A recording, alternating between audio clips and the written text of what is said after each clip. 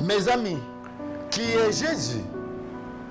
Les historiens, les philosophes, les savants, les profanes, les religieux et même certains chrétiens ont une connaissance superficielle de la personne de Jésus-Christ. Quand bien même que l'histoire et la vie des hommes tournent autour de ce merveilleux nom. Colossiens chapitre 1, verset 16.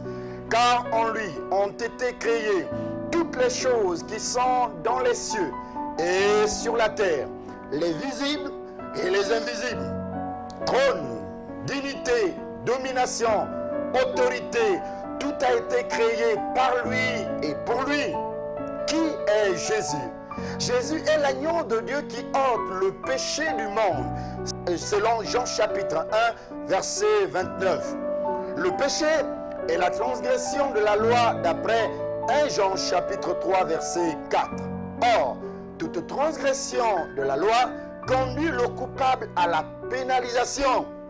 Et pour éviter une quelconque condamnation, l'exigence d'un avocat s'y impose. 1 Jean chapitre 2, verset 1 nous dit: et si quelqu'un a péché, nous avons auprès du Père un avocat, Jésus-Christ le juste. Jésus est notre avocat. Qui est Jésus? Actes des Apôtres chapitre 4, le verset 12 nous dit: il n'y a de salut en aucun autre, car il n'y a dans le ciel aucun autre nom qui a été donné parmi les hommes par lequel nous devons être sauvés. Jésus est le nom qui nous sauve de la mort à la vie éternelle. Jésus est le nom qui nous guérit de toute infirmité. Jésus est le nom qui est au-dessus de tout nom. Jésus est le nom suprême de tout l'univers. Dans les organisations humaines, parmi les ministres, il y a un premier ministre. Parmi les généraux, il y a un général, chef d'état-major. Parmi les médecins, il y a un médecin en chef. Jésus est le Seigneur de seigneurs. Jésus est le roi de rois. Jésus est le prophète de prophètes. Jésus est le maître de maîtres. Jésus est le médecin de médecins. Qui est Jésus? Paul nous dit dans 1 Timothée chapitre 2, le verset 5, il y a un seul Dieu et aussi un seul médiateur entre Dieu et les hommes, Jésus-Christ homme. Vous savez avec moi, le péché et la désobéissance à Dieu ont engendré un conflit, je dirais une séparation entre Dieu et les hommes. Or, tout conflit, n'est-ce pas, de grandes déchirures exige un seul médiateur pour réconcilier les parties. Marie, mère de Jésus, n'est pas médiatrice. Joseph, père de Jésus, n'est pas médiateur.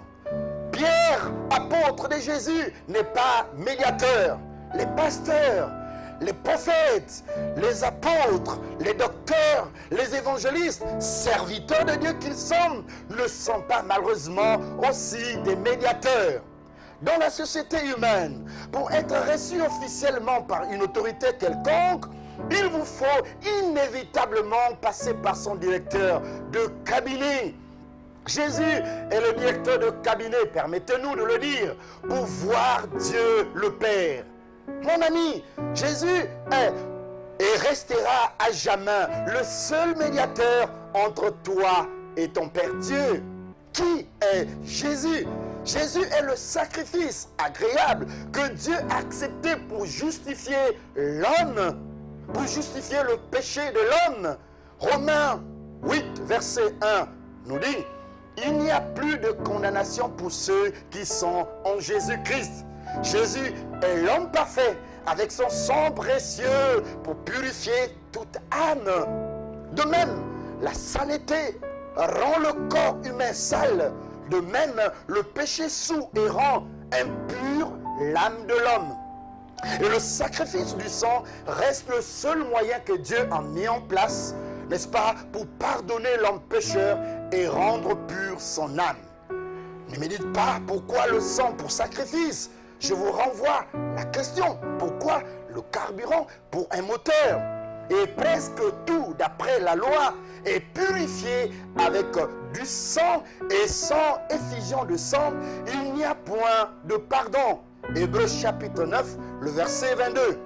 Mes amis, je vous invite par les compassions de Christ d'accepter Jésus-Christ désormais dans vos vies comme Seigneur, Sauveur et Rédempteur. Que Dieu vous bénisse. LVS, sauvons nos âmes.